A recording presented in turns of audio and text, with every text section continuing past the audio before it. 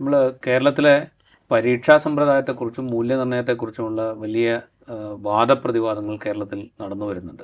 പ്രത്യേകിച്ച് 10ാം ക്ലാസ്സിൻ്റെയും 12ാം ക്ലാസ്സിൻ്റെയും 11-12 ക്ലാസ്സുകളുടെയും പരീക്ഷാ രീതി എങ്ങനെയായിരിക്കണം, അതിൻ്റെ മൂല്യനിർണ്ണയം എത്രത്തോളം സമഗ്രമായിരിക്കണം എന്നുള്ളതിനെക്കുറിച്ചുള്ള ആലോചനകൾ വരുന്നുണ്ട്. 10ാം ക്ലാസ്സിലെ പരീക്ഷാ രീതിയും മൂല്യനിർണ്ണയ രീതിയും മാറ്റണം എന്നുള്ള അഭിപ്രായം വിദ്യാഭ്യാസ മന്ത്രി തന്നെ പ്രകടിപ്പിക്കുകയും അതേക്കുറിച്ച് ചില ആലോചനകൾ നടത്തുകയും ഇപ്പോൾ 8ാം ക്ലാസ് മുതൽ ആ പരിഷ്കരണം ആരംഭിക്കാൻ തീരുമാനിക്കുകയും ഒക്കെ ചെയ്തിട്ടുണ്ട്. ഇതേക്കുറിച്ച് പല രീതിയിലുള്ള അഭിപ്രായ പ്രകടനങ്ങൾ നമ്മുടെ മുമ്പിലുണ്ട്. റിസാല തന്നെയും നേരത്തെ ഇത് സംബന്ധിച്ച ഒരു ഡിസ്കഷൻ നമ്മൾ നടത്തിയിരുന്നു. ഇന്ന് നമുക്കൊപ്പം ഉള്ളത് പി പ്രേമചന്ദ്രനാണ്. അദ്ദേഹം എഴുത്തുകാരനും അധ്യാപകനുമാണ്. ഈ വിഷയത്തിൽ തീർത്തും ഭിന്നമായ ഒരു കാഴ്ചപ്പാട് പ്രകടിപ്പിക്കുന്ന ഒരു വ്യക്തിയാണ് അദ്ദേഹം. ഭിന്നമായൊരു കാഴ്ചപ്പാട് എന്ന് പറയുമ്പോൾ ഈ പ്രവേശന പരീക്ഷയുമായി ബന്ധപ്പെട്ട്, പ്രത്യേകിച്ച് നീറ്റ് അതുപോലെ മറ്റ് എഞ്ചിനീയറിംഗ് കോഴ്സുകളുടെ പ്രവേശന പരീക്ഷ, ഇതുമായി ബന്ധപ്പെട്ട് തമിഴ്നാട് കുറേ കാലമായി പ്രകടിപ്പിച്ചുകൊണ്ടിരിക്കുന്ന ഒരു അഭിപ്രായമുണ്ട്. സാമ്പത്തികമായി പിന്നോക്കം നിൽക്കുന്ന, സാമൂഹികമായി പിന്നോക്കം നിൽക്കുന്ന സർക്കാർ സംവിധാനത്തിലൂടെയൊക്കെ പഠിച്ചു വരുന്ന കുട്ടികൾക്ക് പലപ്പോഴും അപ്രാപ്യമായി മാറുന്നുണ്ട് ഈ പറയുന്ന എൻട്രൻസ് സംവിധാനങ്ങൾ. കാരണം ഇതിന് പരിശീലനം നേടാനും അതിന് പൈസ മുടക്കാനും ഒരു പ്രവേശന പരീക്ഷയ്ക്ക് പരാജയപ്പെട്ട് കഴിഞ്ഞാൽ അടുത്ത പ്രവേശന പരീക്ഷയ്ക്കും അതിനടുത്ത പ്രവേശന പരീക്ഷയ്ക്കും ഒക്കെ പരിശീലനം നേടാൻ പാകത്തിൽ ഇൻവെസ്റ്റ് ചെയ്യാൻ തയ്യാറുള്ള, അതിനുള്ള സാമ്പത്തിക ശേഷിയുള്ളവർക്ക് മാത്രമാണ് ഇതിലൊക്കെ കടന്നുകൂടാൻ സാധിക്കുക എന്നുള്ളൊരു പരിമിതി അവിടെയുണ്ട്. ഏതാണ്ട് സമാനമായൊരു പ്രോബ്ലം കേരളത്തിലും ഉണ്ടോ എന്നുള്ള സന്ദേഹമാണ് പ്രകടിപ്പിക്കപ്പെടുന്നത്. അതിൻ്റെ ഭാഗമായിട്ട് കേരളത്തിലെ എഞ്ചിനീയറിംഗ് കോളേജുകളിലേക്ക് കേരള സർക്കാർ നടത്തുന്ന പ്രവേശന പരീക്ഷയിൽ കഴിഞ്ഞ കുറേ കാലമായി ഈ തരത്തിലുള്ളൊരു അട്ടിമറി നടക്കുന്നുണ്ടോ എന്ന സംശയം അദ്ദേഹം പ്രകടിപ്പിക്കുന്നുണ്ട്. അത് കേരളത്തിലെ പൊതുവിദ്യാഭ്യാസ മേഖലയെ ദുർബലപ്പെടുത്താനും CBSE സംവിധാനത്തിൽ തഴച്ചു വളരുന്ന, അല്ലെങ്കിൽ CBSE സംവിധാനം ആ സിലബസിൽ പഠിപ്പിക്കുന്ന അൺഎയ്ഡഡ്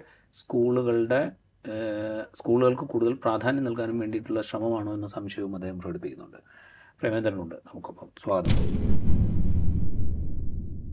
ഞാൻ പ്രധാനമായിട്ട് ചോദിക്കുന്നത്, ഇപ്പം ഈ പരീക്ഷാ സമ്പ്രദായത്തെക്കുറിച്ച് മൂല്യനിർണ്ണയത്തെക്കുറിച്ചുള്ള വാദങ്ങൾ വന്നപ്പോൾ CBSEയിലാണ് കുറെ കൂടെ ഗൗരവത്തിലുള്ള അനലിറ്റിക്കൽ സ്വഭാവത്തിലുള്ള ക്വസ്റ്റ്യൻസ് അവരാണ് പ്രിപ്പയർ ചെയ്യുന്നതെന്നും കുറെ കൂടെ എന്താ പറയുക മുറുകെ പിടിച്ചുള്ള മൂല്യനിർണ്ണയം അതിൽ നടക്കുന്നുണ്ട് എന്നും, അതുകൊണ്ട് കേരളത്തിലെ പൊതുവിദ്യാഭ്യാസ മേഖലയിൽ നടക്കുന്ന പരീക്ഷകളേക്കാൾ കുറെ കൂടെ ക്വാളിറ്റിയുള്ള റിസൾട്ട് അല്ലെങ്കിൽ ക്വാളിറ്റിയുള്ള മാൻ പവർ ഉണ്ടാക്കാൻ കഴിയുന്നത് ആ പരീക്ഷാ സമ്പ്രദായത്തിനാണെന്നും ഉള്ളൊരു വാദമുണ്ട്.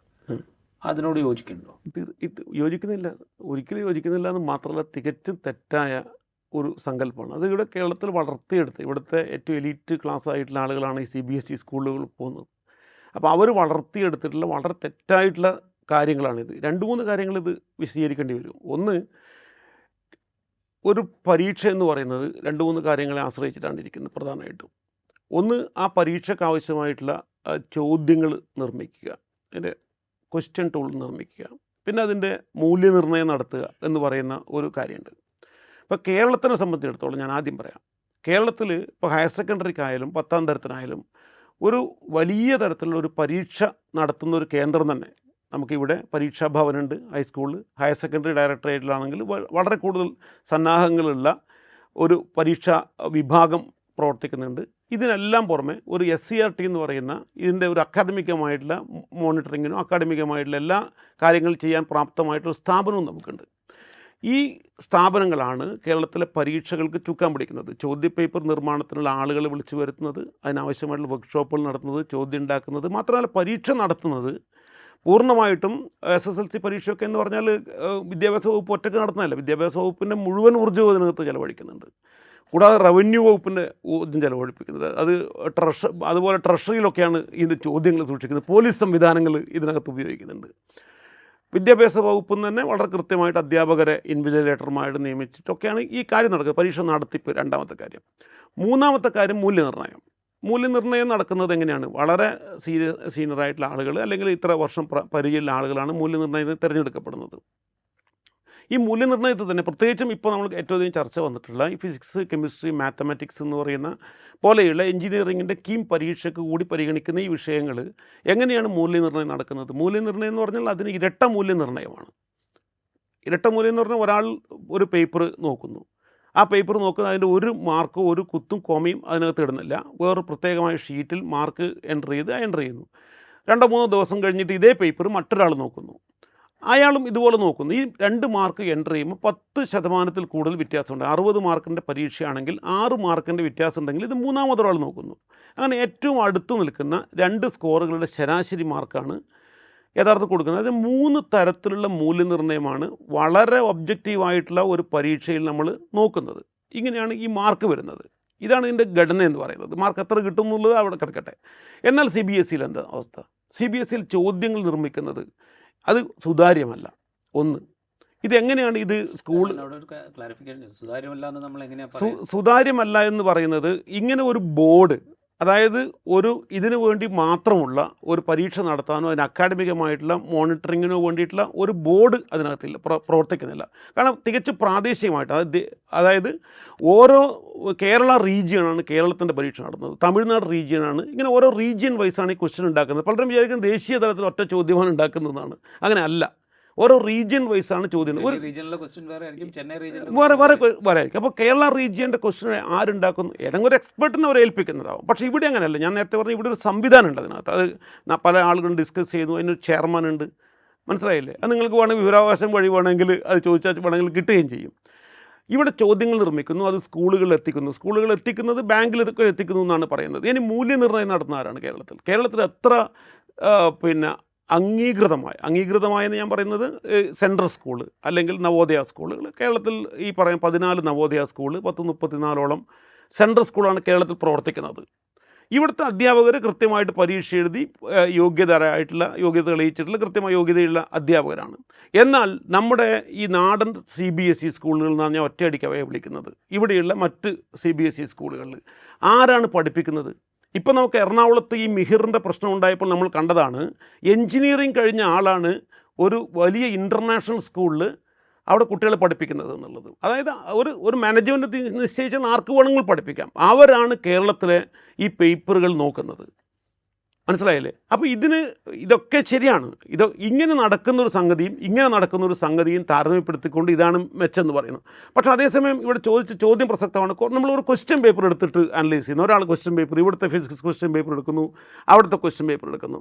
ഇത് വളരെ ടഫാണ്. ഇതിവിടെ കുറച്ചും കൂടി കുട്ടികൾക്ക്, ഇത് 2 സമ്പ്രദായങ്ങളുടെ പ്രശ്നമാണ് ശരിക്കും പറഞ്ഞാൽ.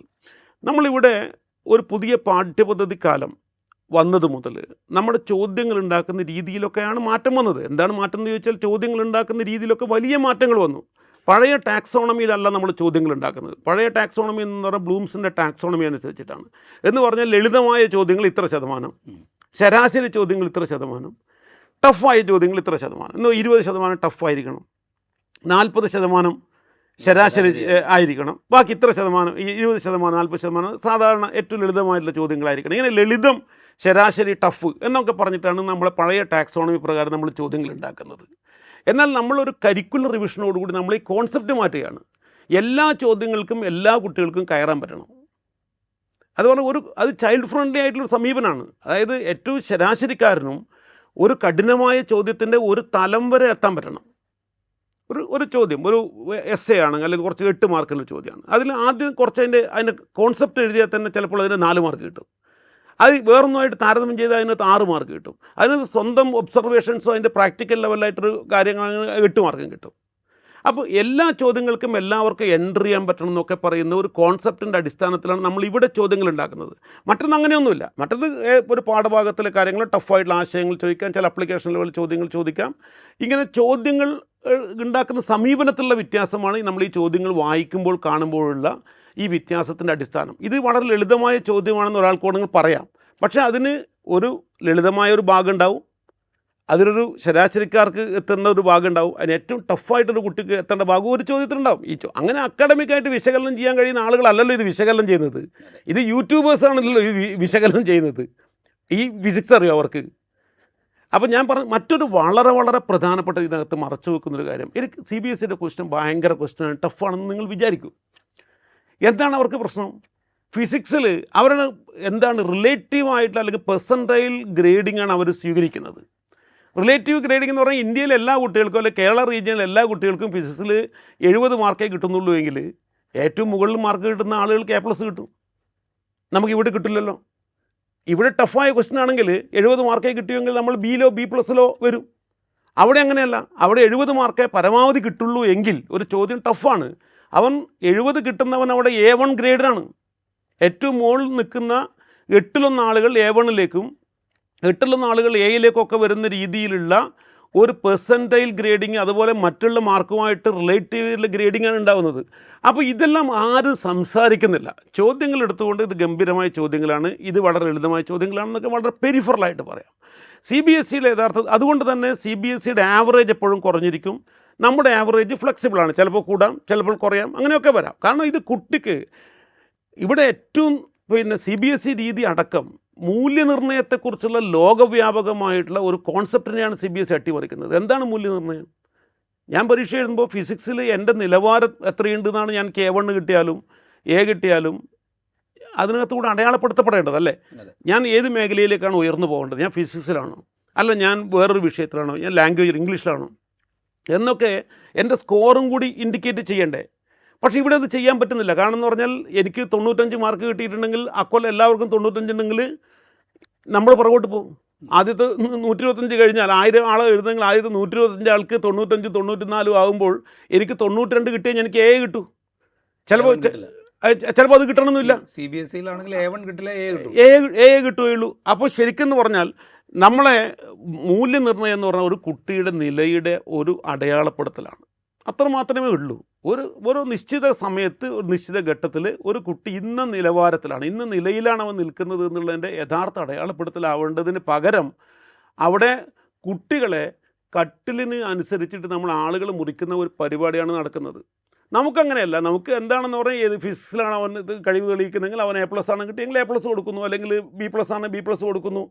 ഇത് മൂല്യനിർണ്ണയത്തെക്കുറിച്ചുള്ള ഒരു അടിസ്ഥാന സങ്കല്പത്തിന് തന്നെ എതിരാണ്, കുട്ടികൾക്കെതിരാണ്. നമ്മൾ പറയുമ്പോൾ പോലും ഇപ്പോൾ മൂല്യനിർണ്ണയത്തെക്കുറിച്ചുള്ള ഈ 2 സ്ട്രീമിൻ്റെയും കാര്യങ്ങൾ വിശദീകരിച്ചല്ലോ.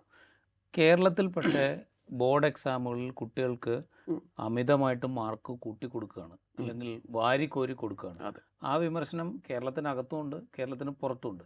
കേരളത്തിന് പുറത്ത് ഇപ്പോൾ ഡൽഹി യൂണിവേഴ്സിറ്റിക്ക് കീഴിലുള്ള പല കോളേജുകളും ഈ വിമർശനം ഉന്നയിക്കുകയും അതിൻ്റെ ഭാഗമായിട്ട് ഡിഗ്രി അഡ്മിഷനൊക്കെ പ്രവേശന പരീക്ഷ ഏർപ്പെടുത്തുകയൊക്കെ ചെയ്തു. അതിനൊരു കാരണം ഇതായിരുന്നു. അപ്പോൾ ഈ പ്രശ്നം അവിടെ ഇല്ലേ കേരളത്തിൻ്റെ സിസ്റ്റത്തെ സംബന്ധിച്ച്? ഉണ്ട്. ഇത് യഥാർത്ഥത്തിൽ ഡൽഹിയിലടക്കമുള്ള ഈ പ്രശ്നം വന്നിരിക്കുന്നത് ഏത് ഘട്ടത്തിലാണെന്ന് പറഞ്ഞാൽ നമ്മുടെ കോവിഡ് കാലത്തുണ്ടായിരുന്ന ഒരു വിഷയത്തിലാണ്. കോവിഡ് കാലത്ത് CBSE പരീക്ഷ നടത്തിയിട്ടില്ല, നമുക്കറിയാവുന്ന കാര്യമാണ്. കേരള ബോർഡ് പരീക്ഷ നടത്തി. CBSEക്ക് കേരള ബോർഡ് പരീക്ഷ നടത്തിയെന്ന് പറയുമ്പോൾ ഡൽഹി പോലെയുള്ള സ്ഥാപനങ്ങളിൽ അപേക്ഷിക്കുന്നതിൽ വളരെ പ്രധാനപ്പെട്ട ഒരു കുട്ടികൾ മുമ്പേ കേരളത്തിൽ നിന്ന് തന്നെയാണ്. ഡൽഹി സർവകലാശാല പോലെയുള്ള സ്ഥലത്ത് CBSEക്കാരും അപേക്ഷിക്കുന്നുണ്ട്. ഇഷ്ടംപോലെ CBSE സ്ട്രീമിൽ വന്ന ആളുകൾ അപേക്ഷിക്കുന്നുണ്ട്. CBSEക്ക് എന്തു തന്നെയായാലും അവരുടെ ഈ 8-1 മാനദണ്ഡം വെച്ച് കഴിഞ്ഞാൽ അവരുടെ ശരാശരി മാർക്കുകൾ കുറവായിരിക്കും. പൊതുവെ ആ ഒരു ഘട്ടത്തിൽ അത്രയും മാർക്കേ കിട്ടൂ. 8-1 ആൾക്കല്ലേ A1 കിട്ടൂ. നമ്മളിവിടെ ആ വർഷം സ്വീകരിച്ചത് എന്തെന്ന് പറഞ്ഞാൽ അവരുടെ പ്രവേശന പരീക്ഷയോ മറ്റു കാര്യങ്ങളോ അല്ല യഥാർത്ഥത്തിൽ കേരളം കോവിഡ് കാലത്ത് സ്വീകരിച്ചിരുന്നത്. അത് തീർച്ചയായിട്ടും ശരിയായിട്ടുള്ളൊരു കാര്യമാണ്. ആ കാലം നമ്മൾ മാർക്ക് കൊടുത്തിട്ടുണ്ട്, ഇല്ലാന്ന് ഞാൻ പറയുന്നില്ല. മാർക്ക് വാരിക്കോരി കൊടുത്തിട്ടുണ്ട്. വാരിക്കോരി കൊടുക്കേണ്ട കാലമാണിത്. ഞാൻ പറയുന്നത് ഒരു വർഷം കുറച്ച് കുട്ടികൾക്ക് മാർക്ക് കൊടുത്തുകൊണ്ട് ഈ ലോകത്തിലെ വിദ്യാഭ്യാസം അട്ടിമറിയൊന്നുമില്ല. അവരെ ചേർത്ത് പിടിക്കുക എന്നുള്ളതാണ്. പക്ഷേ ഒരു പൊതു പരീക്ഷ ഇവിടെ നടക്കുന്നുണ്ട്. ആ സമയത്ത് CBSEക്കാർ എൻട്രൻസ് പരീക്ഷക്കാണ്. ഇപ്പോൾ ഡൽഹി യൂണിവേഴ്സിറ്റി എൻട്രൻസ് നടത്തിയിട്ടെങ്കിൽ എൻട്രൻസ് നടത്തിയിട്ട് അവർ എൻട്രൻസിൽ പ്രിപ്പയർ ചെയ്യുമ്പോൾ നമ്മുടെ കുട്ടികൾ 12ാം ക്ലാസ് പഠിക്കുന്ന കുട്ടികൾ ഇവിടുത്തെ ഫിസിക്സും കെമിസ്ട്രി മാത്തമെറ്റിക്സുമാണ് പഠിക്കുന്നത് പരീക്ഷ എഴുതാൻ വേണ്ടിയിട്ട്. ഒരു പരീക്ഷ എഴുതാനുള്ളവർ വളരെ കുറച്ച് നാമമാത്രമായിട്ടുള്ള ദിവസം അവർ സ്കൂളിൽ പോയി, കുറച്ച് ഓൺലൈൻ ക്ലാസ്സുകൾ 60% ആളുകൾ ഓൺലൈൻ ക്ലാസ്സിന് പുറത്താണെന്ന് പറഞ്ഞു.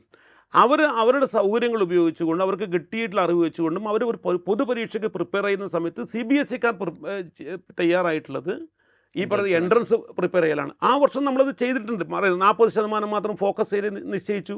കൂടുതൽ ചോദ്യങ്ങൾ കൊടുത്തു. കുട്ടിക്ക് എത്ര വേണമെങ്കിലും ഉത്തരം എഴുതാം എന്ന് പറയുന്ന സന്ദർഭം കൊടുത്തു. അതൊക്കെ കൊണ്ട് കൂടുതൽ ആയിട്ടുള്ള കുട്ടികളോട് ചേർന്ന് നിൽക്കുന്നതിൻ്റെ ഭാഗമായിട്ട് ഉണ്ടായിട്ടുണ്ട്. പ്രവേശന പരീക്ഷ ഡൽഹി നടത്തിയിട്ടുണ്ടാവുന്നത് നമ്മളതിന് ഉത്തരവാദിയാവുന്നില്ല. സ്വാഭാവികമായിട്ടും കുട്ടികളോട് ചേർന്ന് നിൽക്കേണ്ടുന്ന സമയത്ത് കുട്ടികളോട് ചേർന്ന് നിൽക്കണം. ഒരു പ്രത്യേക ഘട്ടത്തിൽ അവർക്ക് കുറച്ച് മാർക്ക് കൂടുതൽ കിട്ടുകൊണ്ട് ഈ ലോകം അട്ടിമറിയൊന്നുമില്ല എന്ന് വിശ്വസിക്കുന്ന ഒരാളാണ് ഞാൻ. ഇപ്പോൾ ഈ എൻട്രൻസിൻ്റെ കാര്യം പറഞ്ഞല്ലോ, അതായത് കേരളത്തിലെ കുട്ടികൾ ഈ കോവിഡ് കാലത്ത് പൊതുപരീക്ഷയ്ക്ക് പ്രിപ്പയർ ചെയ്യുന്ന സമയത്ത് ഇപ്പുറത്ത് CBSE കുട്ടികൾ അവർ ആ വർഷം ഹയർ സെക്കൻഡറിക്ക് പരീക്ഷ നടത്തി അവർ എൻട്രൻസിന് പ്രിപ്പയർ ചെയ്യായിരുന്നു. ഈ കീമുമായിട്ട് റിലേറ്റ് ചെയ്യുമ്പോൾ എങ്ങനെയാണ് ഈ നമ്മളുടെ വിദ്യാഭ്യാസ സമ്പ്രദായവും ആ വിദ്യാഭ്യാസ സമ്പ്രദായത്തിലെ ഇപ്പോൾ തമിഴ്നാട്ടിലൊക്കെ ഇപ്പോഴും എഞ്ചിനീയറിംഗ് കോളേജുകളിൽ തീർച്ചയായിട്ടും അടിസ്ഥാന പരീക്ഷയായ +2ൻ്റെ മാർക്ക് പരിഗണിച്ചിട്ടാണ് അവിടെ പ്രവേശനം കൊടുക്കുന്നത്. അതെ അതെ കേരളത്തിൽ അതിൻ്റെ ഒരു വെയിറ്റേജ് എടുത്തിട്ടാണ് കൊടുക്കുന്നത്. അപ്പോൾ ഇങ്ങനത്തെ ഒരു സ്കീം സ്വീകരിക്കുന്നത് വഴി എങ്ങനെയാണ് ഈ കേരളത്തിലെ പൊതുവിദ്യാഭ്യാസ സ്ഥാപനങ്ങളിൽ പഠിക്കുന്ന കുട്ടികൾ പിന്നാക്കം പോകുന്നത്? ഒന്നാമത്തെ കാര്യം. രണ്ടാമത്തെ കാര്യം, നമ്മൾ എപ്പോഴും ഈ എൻട്രൻസ് പരീക്ഷ റിസൾട്ടൊക്കെ വന്നതിന് ശേഷം പറയാറുള്ളത് CBSE പഠിച്ച കുട്ടികളാണ് ടോപ്പിൽ മുഴുവൻ പറയാറുണ്ട്. അതിലെന്തെങ്കിലും വൈരുദ്ധ്യമുണ്ടോ? അല്ല, ഞാൻ യഥാർത്ഥത്തിൽ ഈ വർഷം ആണ് ഈ വർഷത്തെ എൻട്രൻസ് റിസൾട്ട് ദിവസമാണ് ഞാൻ ഈ സമീകരണത്തിൻ്റെ കൊലച്ചതിയെക്കുറിച്ച് ആദ്യമായിട്ട് എഴുതുന്നത്. ഞാൻ വിചാരിക്കുന്നത് ഞാനാണത് കേരളത്തിൽ ആദ്യമായിട്ട് എഴുതിയെന്നാണ് ഞാൻ വിചാരിക്കുന്നത്. റിസൾട്ട് വന്ന അന്ന് തന്നെ ഞാൻ അതിനെക്കുറിച്ചിട്ട് ദീർഘമായിട്ടൊരു ലേഖനം എഴുതുകയുണ്ടായി. ഈ വിഷയം എൻ്റെ ശ്രദ്ധയിൽ വരുന്നത് യഥാർത്ഥത്തിൽ ഞാൻ 2 വർഷം മുമ്പേ ഞാൻ സർവീസിലിരിക്കുന്ന കാലത്ത് ഈ കേരളത്തിൽ കോവിഡ് കാലത്ത് ഈ ഫോക്കസ് ഏരിയ ഉണ്ട് എന്ന് പറയുകയും പരീക്ഷയ്ക്ക് 1.5 മാസം മുമ്പേ ക്വസ്റ്റ്യൻ പേപ്പർ വർക്ക്ഷോപ്പിൽ വെച്ചിട്ട് ഫോക്കസ് ഏരിയയ്ക്ക് പുറത്തു നിന്ന് 30% ചോദ്യങ്ങൾ ഉൾപ്പെടുത്താൻ വേണ്ടിയിട്ട് തീരുമാനിക്കുകയും ചെയ്തു. ഉന്നത വിദ്യാഭ്യാസ ഉദ്യോഗസ്ഥരുടെ ഇടപെടലോടുകൂടി ക്വസ്റ്റ്യൻ പേപ്പർ നിർമ്മിക്കാൻ പോയ അധ്യാപകർക്ക് ഒട്ടും താല്പര്യമില്ലാഞ്ഞിട്ട് പോലും ഈ സിലബസിന് പുറത്തുള്ള സിലബസിന് ഔട്ട് ഓഫ് സിലബസ് ആയിട്ടുള്ള 30% ചോദ്യങ്ങൾ. ഔട്ട് ഓഫ് സിലബസ് എന്നാണോ അതോ ഫോക്കസ് ഏരിയയ്ക്ക് പുറത്ത്? ഔട്ട് ഓഫ് സിലബസ് എന്നാണ് ഞാൻ പറയാം. ഫോക്കസ് ഏരിയ പഠിക്കാൻ നിങ്ങളോട് പറഞ്ഞു കഴിഞ്ഞാൽ നിങ്ങൾ ഫോക്കസ് ഏരിയയാണ് പഠിക്കുന്നത്. തൊട്ട് മുമ്പത്തെ വർഷത്തെ അനുഭവം ഉണ്ട് നമുക്ക്. മന്ത്രി ഫോക്കസ് ഏരിയ ഉണ്ടെന്ന് പറയുന്നു, വിദ്യാഭ്യാസ വകുപ്പ് ഫോക്കസ് ഏരിയ ഉണ്ടെന്ന് പറഞ്ഞിരിക്കുന്നു. അപ്പോൾ ഈ പറയുന്ന ഫോക്കസ് ഏരിയയുടെ ഇത് വർദ്ധിപ്പിച്ചു 60%. 60% ഫോക്കസ് ഏരിയ എന്ന് പറയുന്നത് കൃത്യമാണ്. അത് ഏറ്റവും പ്രധാനപ്പെട്ട ഭാഗങ്ങളൊക്കെ പഠിച്ചിട്ടാണല്ലോ SCERT ഫോക്കസ് ഏരിയ നിശ്ചയിക്കുന്നത്. കുട്ടിയുടെ ഉപരിപഠനത്തിന് അടക്കമുള്ള കാര്യം ഉൾപ്പെടുത്തിയിട്ട് എല്ലാ പാടും തുടർച്ചയായിട്ട് ഒരു പുസ്തകത്തിൻ്റെ ആദ്യത്തെ പാർട്ടല്ല. ഇതിനകത്ത് ചാപ്റ്റേഴ്സ് വൈസായിട്ട് ഇമ്പോർട്ടൻസ് നോക്കിയിട്ടാണ് 60% ഫോക്കസ് ഏരിയ നിശ്ചയിക്കുന്നത്. ഓക്കെ, അങ്ങനെ ഫോക്കസ് ഏരിയത്തിലെ പാഠഭാഗങ്ങൾ അടക്കം പഠിപ്പിക്കാൻ അന്ന് സമയമുണ്ടായിരുന്നത് 25 മണിക്കൂറാണ് ഒരു വിഷയം പഠിപ്പിക്കാൻ ക്ലാസ് റൂമിൽ പഠിപ്പിക്കാൻ കിട്ടിയിട്ടുണ്ടായിരുന്നത്. വെറും 25 മണിക്കൂർ. അങ്ങനെ കുട്ടികൾ ഈ ഫോക്കസ് ഏരിയയ്ക്ക് വേണ്ടിയിട്ട് അതിനകത്തുള്ള പാഠഭാഗങ്ങളെ കവർ ചെയ്യാൻ ഭയങ്കര ബുദ്ധിമുട്ടുന്നൊരു സമയത്ത് നിങ്ങൾ ഒരുമിച്ച് ചോദിക്കുന്നുണ്ടെങ്കിൽ ഔട്ട് ഓഫ് സിലബസ് എന്ന് ഞാൻ പറയില്ല. നിങ്ങൾ ഫോക്കസ് അതൊരിക്കലും ഇപ്പോഴത്തെ ഫോക്കസ് ഏരിയ ഇല്ല. അതുകൊണ്ട് ഏത് ഭാഗത്ത് ചോദിച്ചാലും നമുക്ക് ഔട്ട് ഓഫ് സിലബസ് പറയാൻ കഴിയില്ല. അന്ന് നിങ്ങൾക്ക് സിലബസ് തന്നിരിക്കുന്നു, ഇതാണ് നിങ്ങളുടെ സിലബസ്, ഇത് ഇത്രയും പഠിച്ചാൽ മതി, നിങ്ങൾ ഇത്രയും പഠിച്ച് നിങ്ങൾക്ക് 25 ദിവസം കൊണ്ട് ഇത്രയെങ്കിലും പഠിച്ചാൽ അതിൽ നിന്ന് പരീക്ഷ എഴുതിയാൽ നിങ്ങൾക്ക് ഏറ്റവും ഉയർന്ന സ്കോർ നേടാം എന്ന് പറഞ്ഞ് അതിനടിച്ച് പ്രിപ്പയർ ചെയ്ത് ഞങ്ങളെപ്പോലുള്ള അധ്യാപകർ, ഞാനാണ് എൻ്റെ സ്കൂളിൽ ക്ലാസ് എടുത്തിരിക്കുന്നത്. PTA-ക്കും കുട്ടികൾക്കൊക്കെ മോട്ടിവേഷൻ ക്ലാസ് എടുത്തിരിക്കുന്നത് ഞാനാണ്. അതിന് തൊട്ട് മുമ്പത്തെ വർഷം ഇതാണ് ഫോക്കസ് ഏരിയ, ഇതിനകത്ത് എങ്ങനെ പഠിക്കണം. പക്ഷേ കഴിഞ്ഞ വർഷത്തെ അത്രയും നിങ്ങൾക്ക് ഓപ്ഷൻ ഇല്ല, കഴിഞ്ഞ വർഷത്തെ അത്രയും ചോയ്സ് ഇല്ല എന്നൊക്കെ പറഞ്ഞിട്ട് ഓരോന്നും മാത്രം ചോയ്സുകൾ തന്നെ ഇതിനകത്താണ്, പാട്ടിനകത്താണ്, അതായത് എസ്സേക്ക് അകത്താണ് ചോയ്സ്. മുമ്പ് അങ്ങനെ ആയിരുന്നില്ല. മുമ്പത്തെ വർഷം നിങ്ങൾക്ക് ഏറ്റവും അറിയുന്ന ചോദ്യങ്ങൾ എഴുതാം. എസ്സേ ഉണ്ടാവും, ഷോർട്ട് ആൻസർ ഉണ്ടാവും, ഒറ്റ വാക്കുണ്ടാവും, ഏതെന്നെങ്കിലും ഒറ്റ വാക്കാണ് കൂടുതൽ എഴുതുന്നത് അത് എഴുതാം. ഇപ്പോൾ അങ്ങനെയല്ല, 6 ഒറ്റ വാക്കെന്ന് അതിനകത്തും തരണം. ഇവിടെ സംഭവിച്ചെന്താണ്, ഇങ്ങനെ പറഞ്ഞിട്ടൊരു ചോദ്യ പേപ്പർ വർക്ക്ഷോപ്പിൽ വെച്ചിട്ട് ഒരു മുന്നറിയിപ്പില്ലാതെ ഇത് മാറ്റുകയാണ്. ആലോചിച്ച് നോക്കുക നമ്മൾ. അപ്പോൾ ഈ കുട്ടികൾ പരീക്ഷ ഹാളിൽ വെച്ചിട്ടാണ് അറിയുന്നതെങ്കിലോ, ഞാൻ മുഴുവൻ മാർക്കും പ്രതീക്ഷിച്ച് വിടും, നന്നായി പഠിച്ച് കഷ്ടപ്പെട്ട് വരികയാണ്. അപ്പോൾ 30% സെപ്പറേറ്റ് വേലി കെട്ടി തിരിച്ചു കൊടുത്തിരിക്കുകയാണ്, ഒന്നിച്ചു കൊടുത്തതല്ല. അത് മനസ്സിലാവണമെങ്കിൽ 9 മാർക്കിൻ്റെ ഷോർട്ട് ആൻസർ കൊടുത്തിരിക്കുന്നു, ഒറ്റ വാക്കുള്ള 1 മാർക്കുള്ള 9 ചോദ്യങ്ങൾ കൊടുത്തിരിക്കുന്നു. ആദ്യത്തെ 5 ചോദ്യത്തിൽ നിങ്ങൾ 3 എണ്ണം എഴുതിയാൽ മതി, അത് ഫോക്കസ് ഏരിയയിൽ നിന്നാണ്. ഓക്കെ, അത് നിങ്ങൾക്കറിയാം. അടുത്ത 4 ചോദ്യത്തിൽ 4 ചോദ്യം നിങ്ങൾ മസ്റ്റായിട്ട് എഴുതണം, അത് ഔട്ട് ഓഫ് സിലബസ് ആണ്, അത് നോൺ ഫോക്കസ് ഏരിയ ആണ്.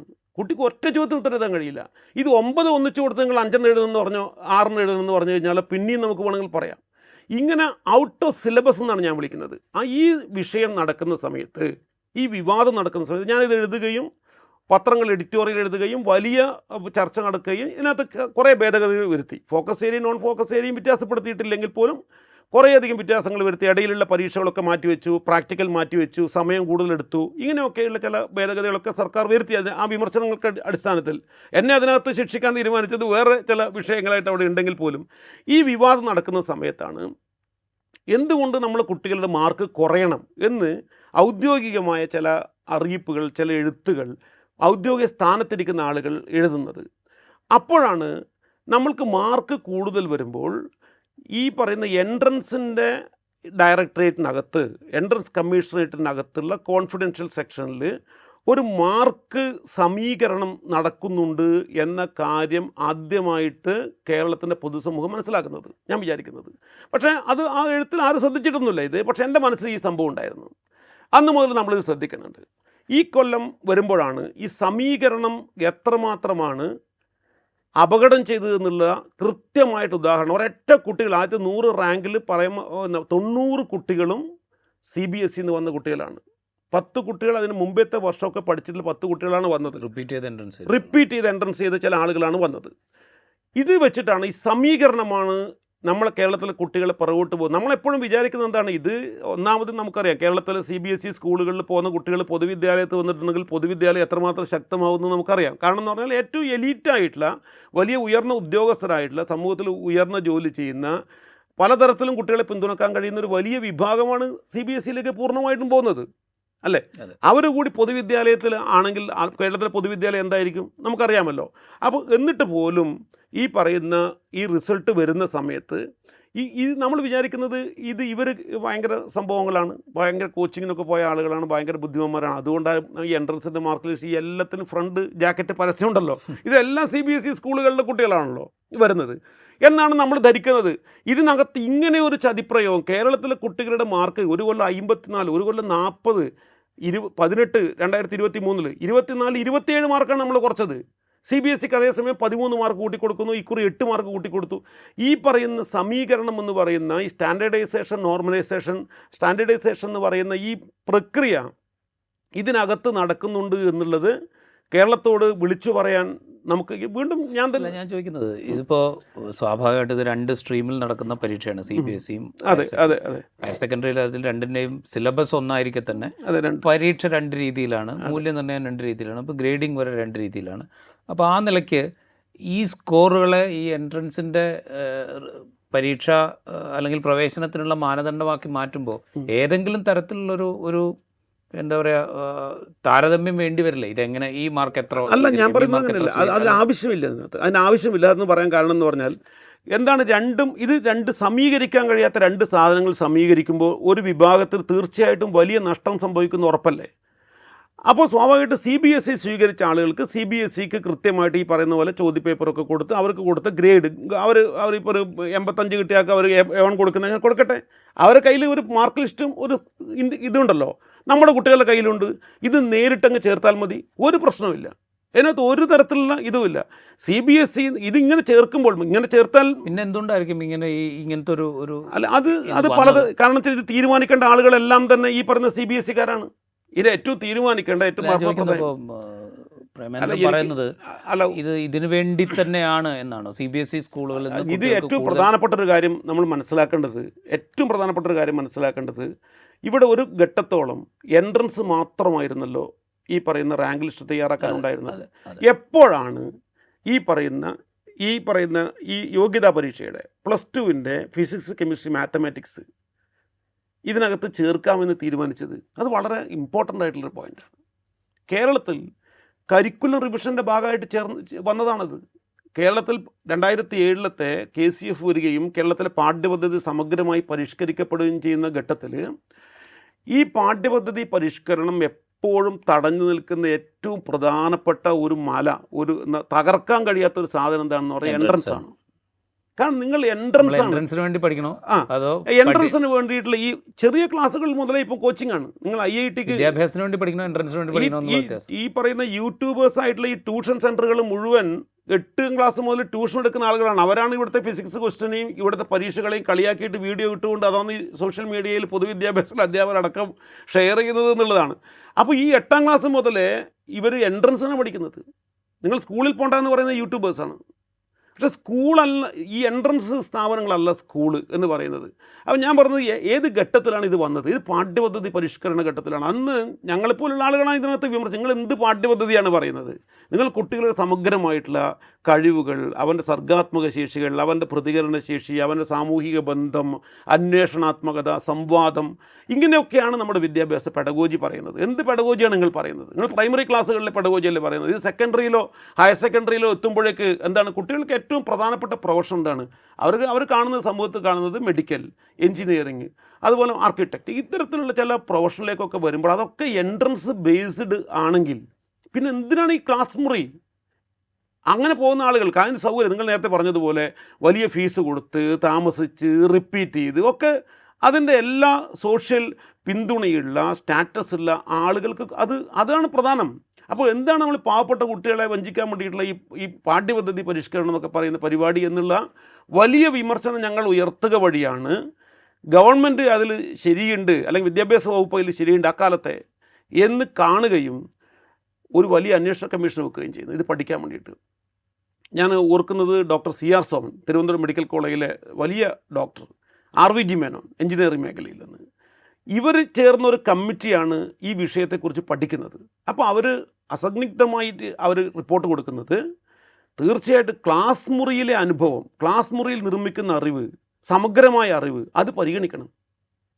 ആ അറിവ് പരിഗണിച്ചിട്ടാവണം നിങ്ങൾ മുകളിലേക്ക് ഉപരിവിദ്യാഭ്യാസത്തിന് കുട്ടികളെ തിരഞ്ഞെടുക്കുന്നത്. അല്ലെങ്കിൽ ഈ എൻട്രൻസ് പഠിച്ച ആളുകൾക്ക് ഈ പറയുന്ന നാളെ എത്തുമ്പോൾ ഇതെല്ലാം അവിടെ അൺലേൺ ചെയ്യേണ്ടി വരും. എന്നിട്ടാണ് അവർ കയറ്റുന്നത് പറഞ്ഞത്. ഇപ്പം മിക്കവാറും ഡോക്ടർമാർ പറയുന്നത് നിങ്ങൾ +2 പഠിച്ച കാര്യങ്ങൾ അല്ലെങ്കിൽ മെഡിക്കൽ കോളേജിൽ പറയുന്നത് എല്ലാം മറന്നിട്ട് ഇവിടത്തേക്ക് പുതിയത് പഠിപ്പിക്കില്ല എന്ന് പറഞ്ഞാൽ അറിവല്ല ലഭിക്കുന്നത്, ഈ പറയുന്ന കേവല ഇൻഫോർമേഷൻസും അതിൻ്റെ അതായിട്ടുള്ള സ്കില്ലുകളുമാണ് ഇവിടെ ഡെവലപ്പ് ചെയ്യുന്നത്. അപ്പോൾ ക്ലാസ് മുറിയിലെ അറിവ് പരിഗണിക്കണം എന്ന് പറയുന്ന ഒരാശയത്തെ മുൻനിർത്തിയിട്ടാണ് കേരളത്തിൽ മെഡിക്കൽ എഞ്ചിനീയറിംഗ് പരീക്ഷയിൽ ക്ലാസ് മുറി, മെഡിക്കലിലാണെങ്കിൽ ഈ പറയുന്ന ബയോളജി, മാത്സിന് പകരം ഫിസിക്സ്, കെമിസ്ട്രി, എഞ്ചിനീയറിംഗിലാണെങ്കിൽ മാത്തമാറ്റിക്സ്, ഫിസിക്സ്, കെമിസ്ട്രി ഇവ പരിഗണിക്കണം എന്ന് ആ കമ്മിറ്റി റിപ്പോർട്ട് കൊടുത്തത്. പക്ഷേ അക്കാലത്തും അന്ന് നീറ്റ് വന്നിട്ടില്ല. അന്ന് നമ്മൾ ഇവിടെ നടത്തുന്ന കീം പരീക്ഷയിൽ തന്നെയാണ് മെഡിക്കൽ പ്രവേശനം നടക്കുന്നത്. പക്ഷേ മെഡിക്കൽ തൊടാൻ സർക്കാരിന് അന്നും ധൈര്യം ഉണ്ടായിട്ടില്ല, അന്നും ഒരു ധൈര്യം ഉണ്ടായിട്ടില്ല. പക്ഷേ എഞ്ചിനീയറിങ്ങിന് അവർ ഈ ക്ലാസ് മുറിയിൽ ഫിസിക്സ്, കെമിസ്ട്രി, മാത്തമാറ്റിക്സ് ഉൾപ്പെടുത്താൻ തീരുമാനിച്ചു. ഇതിൻ്റെ പിറകിലുള്ള കാര്യം ഇതാണ്. ഇത് നമ്മൾ മറക്കാൻ വേണ്ടി പാടില്ല. അല്ലാതെ ഇത് കേവലം മാർക്കിൻ്റെയോ ഇതിൻ്റെയോ അല്ല. അപ്പോൾ ഈ ക്ലാസ് റൂം നിങ്ങൾക്ക് വേണ്ടെങ്കിൽ നിങ്ങൾക്ക് കുട്ടികൾക്ക് ഈ സ്കൂള് വളരെ ഇമ്പോർട്ടൻ്റ് അല്ലേ? സ്കൂളിൽ വെറും പഠിക്കൽ മാർക്കിട്ടില്ല, വേറെ പല തരത്തിൽ കുട്ടികൾ സാമൂഹ്യവൽക്കരണത്തിലുള്ള അവരുടെ സർഗാത്മകതയും ഭാവനയും ചിന്തയും സംവാദവും ഒക്കെ വികസിക്കേണ്ട സ്ഥലമല്ലേ? അതിനെ പ്രധാനമാണ് എന്ന് പരിഗണിക്കാനാണ് ഇത് കൊടുത്തത്. അപ്പോൾ അത് തീർച്ചയായിട്ടും അത് ഈ സ്കൂളിലാണ് ഉള്ളതെങ്കിൽ അത് ഈ സ്കൂളിൽ നിന്ന് അതുകൂടിയാണ് കുട്ടി ആർജിച്ച് വരുന്നത്, അതിനുകൂടിയാണ് ഈ കുട്ടിക്ക് മാർക്ക് കിട്ടുന്നത്. ആ അർത്ഥത്തിൽ ഈ മാർക്ക് അതേപോലെ തന്നെ ഇതിൽ ചേർക്കണം എന്നാണ് ഞാൻ ആവശ്യപ്പെടുക. ഒരു തരത്തിലും ഈ പറയുന്ന സമീകരണത്തിൻ്റെ ആവശ്യം ഇവിടെ വരുന്നില്ല. ഞാൻ ചോദിക്കട്ടെ, ഇത് ഏർപ്പെടുത്തുമ്പോൾ തന്നെ ഈ സമീകരണം ഉണ്ടായിരുന്നു? CBSE സ്കൂൾ ഏർപ്പെടുത്തുമ്പോൾ തന്നെ ഉണ്ടായിരുന്നു. പിന്നീട് അതിൽ ഭേദഗതി, പല ഘട്ടത്തിൽ ഭേദഗതി വരുത്തുന്നുണ്ട്. ഓക്കെ, പല ഘട്ടത്തിൽ ഭേദഗതി വരുത്താന്ന് പറഞ്ഞാൽ ഇപ്പോൾ നേരത്തെ സൂചിപ്പിച്ചല്ലോ, കേരളത്തിൻ്റെ പൊതുവിദ്യാഭ്യാസ സമ്പ്രദായത്തിലൂടെ പരീക്ഷ എഴുതി വരുന്ന ഫിസിക്സ്, കെമിസ്ട്രി, മാത്സ് പരീക്ഷയുടെ മാർക്ക് കണക്കാക്കുമ്പോൾ ഏതാണ്ട് 54 സ്കോർ വരെയൊക്കെ കുറഞ്ഞിട്ടുണ്ട് എന്ന് കേരളത്തിലെ കുട്ടികൾക്ക് എന്ന് പറയുന്നു. അതേസമയം ഇപ്പുറത്ത് CBSE-കാർക്ക് കൂട്ടി കൊടുക്കുകയും ചെയ്യുന്നുണ്ട്. ഇതെങ്ങനെയാണ് ഈ കുറയ്ക്കലും കൂട്ടലും? അതിൻ്റെ ഗണിതം എന്താണ്? അതിൻ്റെ ഗണിതം എന്ന് പറഞ്ഞു കഴിഞ്ഞാൽ CBSE-യുടെ ശരാശരി മാർക്ക് നാഷണൽ ശരാശരി എടുക്കും. അത് തന്നെ ഒന്നാമത്തെ തോന്നിയതാണ്. കാരണം നമുക്കറിയാം CBSE-യുടെ പല സ്റ്റേറ്റിലെയും വിദ്യാഭ്യാസത്തിൻ്റെ അവസ്ഥ നമുക്കറിയാമല്ലോ. കേരളത്തെ പോലെ ഇത്രയും വിദ്യാഭ്യാസത്തിന് പ്രാധാന്യം കൊടുക്കുന്ന തങ്ങളുടെ സർവസ്വവും ചിലപ്പോൾ സമ്പാദ്യത്തിൽ തന്നെ വലിയൊരു വിഭാഗം കുട്ടികളുടെ പഠനത്തിനായി നീക്കി വെക്കുന്ന ഒരു സാമൂഹ്യാവസ്ഥയിലല്ലോ ബീഹാറിലോ അല്ലെങ്കിൽ ജാർഖണ്ഡിലോ ആസാമിലോ ബംഗാളിലോ ചിലപ്പോൾ ഉണ്ടാവണമെന്നില്ല. മനസ്സിലായില്ലേ? അപ്പോൾ ദേശീയ ശരാശരി എടുക്കും CBSE-യുടെ ഫിസിക്സിൻ്റെ ദേശീയ, അതായത് പല റീജിയനിൽ നടക്കുന്ന പല ക്വസ്റ്റ്യൻ പേപ്പർ വെച്ച് നടക്കുന്ന പല മൂല്യനിർണ്ണയ സിസ്റ്റത്തിൽ. പക്ഷേ എല്ലാത്തിലും ഇതായിരിക്കും 8 അതുകൊണ്ട് ഏകദേശം ലെവലായിരിക്കും എന്നുള്ളതാണ് ഇവരെ കണക്ക് കൂട്ടൽ. അങ്ങനെ ദേശീയ ശരാശരി എടുക്കുന്നു. ആ ദേശീയ ശരാശരിയിൽ നിന്നും ഫിസിക്സിൻ്റെ മാർക്ക് എടുക്കും. ദേശീയ ശരാശരി 50. ദേശീയ ശരാശരി 50 അപ്പോൾ ഏറ്റവും ടോപ്പ് അക്കുറി 88 മാർക്കാണെന്ന് വിചാരിക്കും, അല്ലെങ്കിൽ 92 മാർക്കാണെന്ന് വിചാരിക്കും. ഈ 50 ഇവിടെ അപേക്ഷിച്ച ഒരു കുട്ടിക്ക് 92 മാർക്കാണ്. 50 92 42 മാർക്കിൻ്റെ വ്യത്യാസമുണ്ട് എന്ന് പറഞ്ഞാൽ അത് ഭയങ്കര വ്യത്യാസമാണ്. അത് ഭയങ്കര വാല്യുബിൾ ആയിട്ടുള്ള വ്യത്യാസമാണ്, ഭയങ്കര വാല്യുബിളാണ്. അതിനൊരു സ്റ്റാറ്റിസ്റ്റിക്കൽ ആയിട്ട് ഈ മീനും അതുപോലെ തന്നെ സ്റ്റാൻഡേർഡ് ഡീവിയേഷനും ഒക്കെ കണ്ടിട്ട് അതിനൊരു വില നിശ്ചയിക്കുന്നു. അതേസമയം നമ്മുടെ ശരാശരി എത്രയാണ്? നമ്മുടെ ശരാശരി 85 അല്ലെങ്കിൽ 80. നമ്മൾ ഏറ്റവും മിടുക്കനായ കുട്ടിക്ക് കിട്ടിയത് 98. അപ്പോൾ 80 98 എത്ര വ്യത്യാസമേ ഉള്ളൂ? 18 മാർക്കിൻ്റെ വ്യത്യാസമുള്ളൂ. ഈ സ്റ്റാൻഡേർഡ് ഡീവിയേഷൻ കാണുമ്പോൾ ഇതിന് വാല്യൂ ഇല്ല, ഇതിന് മറ്റതിൻ്റെ പകുതി വാല്യൂ ഉള്ളൂ. ഈ വാല്യൂ തമ്മിൽ സമീകരിക്കുമ്പോൾ ഇവൻ്റെ മാർക്ക് കുറച്ച് കുറയേണ്ടി വരും, അവൻ്റെത് കുറച്ച് കൂട്ടേണ്ടി വരും. ഇതാണ് സ്വീകരിക്കുന്നത്. ഇത് ശരിക്കും അശാസ്ത്രീയമാണ്. ഇത് രണ്ട് രീതിയാണ്, ഒരിക്കലും ചേർത്ത് വെക്കാൻ പറ്റാത്ത രണ്ട് രീതിയാണ്. ഞാൻ പറഞ്ഞു, ഒരു കുഞ്ഞ് കൊണ്ടുവരുന്ന മാർക്ക്, കേരളത്തിൽ നിന്ന് കൊണ്ടുവരുന്ന മാർക്ക് അത് കേവലം മാർക്കല്ല. അത് ഞാൻ നേരത്തെ പറഞ്ഞ സ്കൂളിംഗ് എന്ന് പറയുന്നത് വളരെ ഇമ്പോർട്ടൻ്റ് ആയിട്ടുള്ള, അവിടെ ഒരു അറിവ് നിർമ്മിക്കുന്ന ഒരു വലിയൊരു പ്രക്രിയയുടെ കൂടി മാർക്കാണ് കേരളത്തിൽ ഒരു കുഞ്ഞ് കൊണ്ടുവരുന്നത്. അറിവ് നിർമ്മിക്കുന്നതിൻ്റെ മാത്രമല്ല, ഒരു സാമൂഹ്യ ജീവിയായിട്ട് തീർച്ചയായിട്ടും എന്തുകൊണ്ടാണ് പഠിച്ചു വരുന്നത്. കേരളത്തിലെ പൊതുവിദ്യാഭ്യാസം എന്ന് പറയുന്നത് അങ്ങനെ നമുക്ക് തള്ളിക്കളയാൻ കഴിയുമോ, എടുത്തു കളയാൻ കഴിയുമോ? ഇതിങ്ങനെ പോയാൽ എന്താ സംഭവിക്കുക? ആലോചിച്ച് നോക്കുക നമ്മൾ. ഇതിങ്ങനെയാണ്. ഇത് കേരളത്തിലെ പല രക്ഷകർത്താക്കൾക്ക് അറിയില്ല. എത്ര രക്ഷകർത്താക്കൾക്ക് അറിയാം? നമ്മൾ ഇത് എൻ്റെ മകൻ എഞ്ചിനീയറിംഗ് പഠിച്ചതാണ്, അപ്പോൾ അവന് ആ കാലത്ത് എനിക്കിതറിയില്ല. നമ്മൾ വിചാരിക്കുന്ന അവന് കിട്ടേണ്ട കോളേജ് ഇതായിരിക്കും. അവന് പറയുന്ന ഏറ്റവും ഈ റാങ്ക് മാറുന്നതിനനുസരിച്ച് ഇപ്പോൾ തിരുവനന്തപുരം, തൃശ്ശൂർ അല്ലെങ്കിൽ TKM അങ്ങനെ ഉയർന്ന ഗ്രേഡിലുള്ള കോളേജുകളിൽ മുഴുവൻ ഈ കുട്ടികളാണ് പോകുന്നത്. അല്ല, ഇക്കുറി ആലോചിച്ച് നോക്കൂ. ഇക്കുറി 1ാം റാങ്കിൽ വരേണ്ടുന്ന, അതായത് പരീക്ഷയിൽ ഏകദേശം 10% മാർക്ക് നേടിയിട്ടുള്ള, പൊതുപരീക്ഷയിൽ 10% ഏറ്റവും അധികം. ഞങ്ങൾ ഇക്കുറി കീം പരീക്ഷയിൽ 100% മാർക്ക് നേടിയ 6 കുട്ടികളുണ്ടായിരുന്നു. 100% മാർക്ക് കിട്ടിയ, അല്ലെങ്കിൽ അങ്ങനെ പെർസെൻറ്റേജിലാക്കുമ്പോൾ 100%ലേക്ക് എത്തിയ 6 കുട്ടികളുണ്ടായിരുന്നു. ഈ 6 കുട്ടികളുടെ ആ റാങ്ക് നില ഞങ്ങൾ വാങ്ങിച്ചിട്ടുണ്ടായിരുന്നു. ഇതെല്ലാം വിവരാവകാശം വഴി വാങ്ങിച്ച രേഖകൾ വെച്ചിട്ടാണ് എൻ്റെ ഈ മുഴുവൻ. ഞാൻ നിരവധി എഴുതി, മാതൃഭൂമി ആഴ്ചപ്പതിപ്പിൽ എഴുതി, ശാസ്ത്രഗതിയിൽ എഴുതി, അതുപോലെ തന്നെ പിന്നെ ട്രൂ കോപ്പി തിങ്ക് പോലുള്ള ഓൺലൈൻ നിരവധി ഓൺലൈനിൽ നിരന്തരം എഴുതിക്കൊണ്ടിരിക്കുകയാണ്. കാരണം ഇതൊരു ഫൈറ്റാണ്. ആ ഫൈറ്റ് ചെയ്യാണ് ഞങ്ങൾ, വേറൊന്നല്ല. ഇത് പൊതുവിദ്യാഭ്യാസത്തിന് വേണ്ടിയുള്ള ഫൈറ്റാണ്. അപ്പോൾ ഇങ്ങനെ ഞാൻ എന്താ പറഞ്ഞത്, ഈ 6 കുട്ടികളുടെ ഈ വിവരാവകാശം വഴി 6 കുട്ടികളുടെ സ്കോർ നമുക്ക് ലഭിക്കുന്നു. 100 മാർക്ക് കിട്ടിയിട്ടില്ല. ഇതിൽ നോക്കുമ്പോഴേക്കും എന്താ അവസ്ഥ? 1ാമത്തെ റാങ്ക് ആദ്യത്തെ 4 പേര്, അതായത് 3 പേര് CBSE എന്നാണ്. 3 പേരിൽ 3 പേര് അവരിട്ടതായിരിക്കും.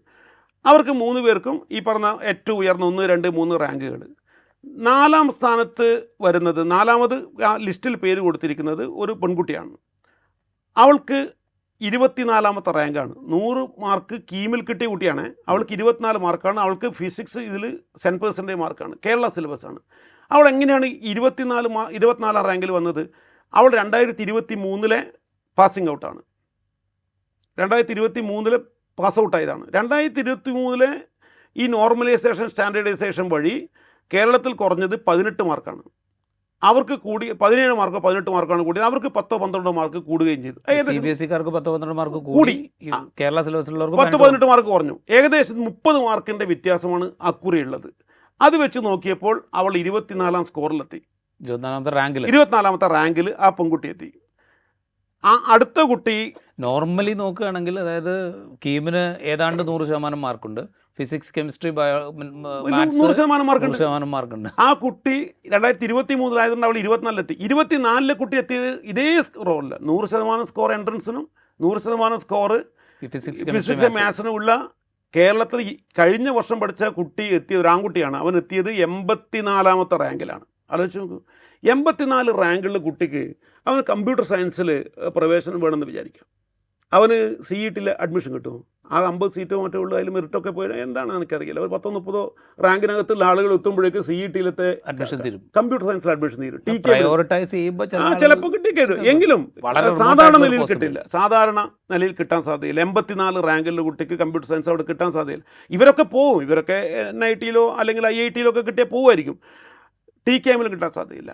ഒരാലോചിച്ച്, ഒരാൾ കരിയറിൽ ഏറ്റവും പ്രധാനപ്പെട്ട, അയാൾക്ക് CET-യിൽ പഠിക്കണമെന്ന് വെച്ചിട്ട് അവൻ 100% മാർക്ക് കഠിനമായി പണിയെടുത്ത് ഉറങ്ങാതെ കഷ്ടപ്പെട്ട് എനിക്ക് CET-യിൽ കമ്പ്യൂട്ടർ സയൻസ് കിട്ടണമെന്ന് വിചാരിച്ചിട്ട് ഈ പാവം കുട്ടി പഠിച്ചതെങ്കിൽ അവൻ 84ലേക്ക് പോവുകയാണ് ചെയ്യുന്നത്. ഈ തരത്തിൽ 1000-ൽ റാങ്കിൽ എടുത്ത് നോക്കിയാൽ വളരെ കുറച്ച് കുട്ടികൾ നല്ല കോളേജിൽ കിട്ടുന്ന കുട്ടികളുള്ളൂ. 10,000-ന് എടുത്ത് നോക്കിയാൽ CBSE-യുടെ 14,000 കുട്ടികൾ പരീക്ഷ എഴുതിയതിൽ അവരിൽ മിക്കവാറും ആളുകൾ 5,000 റാങ്കിൽ വരുമ്പോൾ നമ്മുടെ 36,000-നടുത്ത് പരീക്ഷ എഴുതിയിൽ മഹാഭൂരിപക്ഷവും സ്വാശ്രയ കോളേജുകളിലേക്കാണ് പോകേണ്ടി വരുന്നത്. ആലോചിച്ച് നോക്കൂ, നമ്മൾ സ്വാശ്രയ കോളേജ്. ഇതിനകത്ത് 2 രീതിയിലുള്ള ബിസിനസ് എന്ന് നമുക്ക് വേണമെങ്കിൽ ആക്ഷേപിക്കാം. ഒന്ന്, ഇങ്ങനെ ഉയർന്ന റാങ്ക് കിട്ടിയാലും സ്വാശ്രയ കോളേജുകളെ ആശ്രയിക്കേണ്ട ഒരു അവസ്ഥയിലേക്ക് കേരളത്തിലെ പൊതുവിദ്യാഭ്യാസത്തിൽ പഠിക്കുന്ന കുട്ടികൾ നിർബന്ധിതരാകുന്നു. ദാറ്റ് മീൻസ് അവിടെ ഒരു ബിസിനസ് വളർത്തിയെടുക്കാൻ സാധിക്കുന്നു. ഇപ്പുറത്ത് ഉയർന്ന റാങ്ക് കിട്ടണമെങ്കിൽ CBSE-യിൽ പഠിക്കണം എന്ന് വിചാരിച്ചുകൊണ്ട് അൺഎയ്ഡഡ് ആയിട്ടുള്ള CBSE സ്കൂളുകളിലേക്ക് പോകാൻ പ്രവേശനം നേടുന്നു. ഈ 2 പ്രശ്നം അവിടെയുണ്ട്. തീർച്ചയായിട്ടും 2 പ്രശ്നമുണ്ട്. മാത്രമല്ല ഇതിനകത്ത് വലിയൊരു ഞാൻ എൻട്രൻസ് കമ്മീഷണർ ഈ ജോയിൻറ്റ് കമ്മീഷനോട് ഞാൻ ഇതിന് സംസാരിക്കുകയായിരുന്നു. അപ്പോൾ ഞാൻ പറഞ്ഞിരുന്നത് കേരളത്തിൽ അന്ന് പറഞ്ഞിരുന്നത് കേരളത്തിലെ വിദ്യാർത്ഥികൾ ഇത് അറിഞ്ഞാൽ ഭയങ്കരമായി ഇളകും, നിങ്ങളുടെ പ്രശ്നം ഒരു വിദ്യാർത്ഥി ഇളകിയിട്ടാണെങ്കിലും കാര്യം പിന്നൊരു കാര്യം അതവിടെ കിടക്കട്ടെ. ഞാൻ പറഞ്ഞ കാര്യം ഇതിനകത്തൊരു സാമ്പത്തിക വിശകലനം നമുക്ക് നടത്താം. 12ാം ക്ലാസ് വരെ നിങ്ങൾക്ക് പൊതുവിദ്യാലയത്തിൽ സൗജന്യമായിട്ട് പഠിക്കാം. 12ാം ക്ലാസ് വരെ പഠിക്കാം. അത് കഴിഞ്ഞ് നിങ്ങൾക്ക് എൻട്രൻസ് എഴുതാം. ഇവിടെ നിങ്ങൾക്കൊരു CBSE സ്കൂളിൽ ഒരു വർഷം വേണമെങ്കിൽ 50,000 രൂപയോ, ചിലപ്പോൾ ഏറ്റവും ഉയർന്ന CBSE സ്കൂളിൽ ഒരു വർഷം 1 ലക്ഷം രൂപ, കേരളത്തിൽ ശരാശരി ഫീസ് ഉണ്ടെന്ന് വിചാരിക്കാം. 1 ലക്ഷം അതിൽ കൂടുതലുണ്ടാവുമോ എനിക്കറിയില്ല, എങ്കിലും 1 ലക്ഷം രൂപ കൂടുതൽ ഫീസുള്ള സ്കൂളുകൾ ഉണ്ട്. ഇൻ്റർനാഷണൽ സ്കൂളുകൾ എന്നൊക്കെ പറയുന്നത് 1 ലക്ഷം അതിൽ കൂടുതൽ ഒരു കൊല്ലം ഫീസ് വാങ്ങിക്കുന്നുണ്ടാവും. അതൊക്കെ സാധാരണക്കാരനായ ആൾക്ക് കേരളത്തിൽ താങ്ങാൻ പറ്റാത്തതാണ്. എങ്കിൽ 1 ലക്ഷം ഫീസ് കൊടുത്താൽ പോലും 12 കൊല്ലം കൊടുത്താൽ എത്ര കൊടുക്കണം?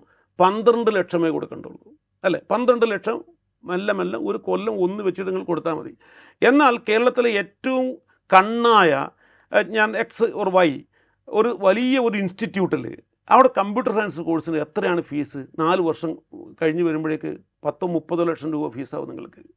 30 ലക്ഷം രൂപ ഒന്നിച്ച് കൊടുത്ത് അവിടെ ചേരണോ, അല്ല ഓരോ ലക്ഷം രൂപ ഇവിടെ പതുക്കെ കൊടുത്തിട്ട് 12 വർഷവും കൊടുത്തിട്ട് മെല്ലെ പതുക്കെ ഇൻസ്റ്റാൾമെൻ്റ് ആയിട്ട് കൊടുത്തിട്ട് നിങ്ങൾക്ക് ചേരണമെന്ന് പറയുന്ന വലിയൊരു സാമ്പത്തിക വിശകലനം കൂടിയുണ്ട്. ഇതിങ്ങനെ വർദ്ധിച്ചു പോവുകയാണെങ്കിൽ ഈ പറയുന്ന പ്രൊഫഷണൽ കോഴ്സുകളിലേക്ക് പോകേണ്ട ആളുകൾ, അതായത് ഇപ്പോൾ സാധാരണഗതിക്കുള്ള ഒരു രക്ഷിതാവ് അവിടെ 30 ലക്ഷം ഒറ്റയടിക്ക് കൊടുക്കണോ, അതോ ഇവിടെ ഓരോ വർഷവും 12 ലക്ഷം 1 ലക്ഷം വെച്ച് കൊടുത്ത് 12 ലക്ഷം കൊടുത്ത് പഠിച്ചാൽ മതിയോ എന്ന് ആലോചിക്കുകയും ഈ 12 ലക്ഷം തിരഞ്ഞെടുക്കുകയും ചെയ്യും എന്ന് പറയുന്ന ഒരു അപകടം മുന്നിലുണ്ട്. തീർച്ചയായിട്ടും മുന്നിലുണ്ട്. ഇതാണ് ഇതിനകത്ത് നടക്കുന്ന ഏറ്റവും വലിയ സാമ്പത്തികമായ വിശകലനം കൂടി നമ്മൾ നടത്തേണ്ടി വരും.